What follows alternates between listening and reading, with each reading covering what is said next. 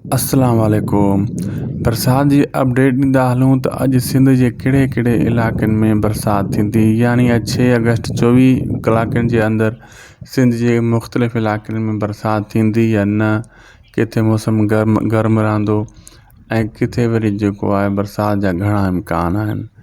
मां आहियां शाहिद खुशू, अवां ॾिसी रहिया आहियो शाहिद खुशू व्लॉग यूट्यूब चैनल।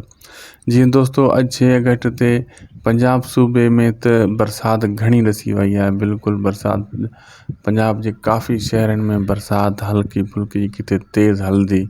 बलूचिस्तान जे इलाइक़नि में बि बरसाति ॾसी वई आहे।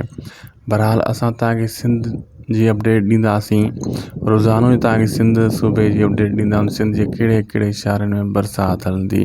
पहिरियां हिन वीडियो खे शेयर करे छॾियो जीअं ॿिए खे बि मौसम जे बारे में ख़बर पइजी वञे। दोस्तों, हलूं था मौसम जी तरफ़। सिंध जे कराची जे शहर जे साहिली इलाइक़नि ते हल्की किथे किथे बूंदाबारी थी सघे थी। बाक़ी कराची में बि का ख़ासि बरसाति जो इम्कान न आहे ऐं अंदरूनी सिंध में किथे बि बरसाति जो इम्कान कान्हे। अॼु 6 अगस्त 24 कलाकनि जे दौरान किथे बि बरसाति जो इम्कान न आहे। सिर्फ़ु सिंध जे साहिली पट्टियुनि ते हल्की बूंदाबांदी थी सघे थी, छो त मानसून जूं बारिशूं आहिनि किथे किथे थी सघनि थियूं। बाक़ी ॿीं त झुड़ बादल तव्हांखे नज़र ईंदा। असांखे ॾींदा इजाज़त, ख़ुदा हाफ़िज़।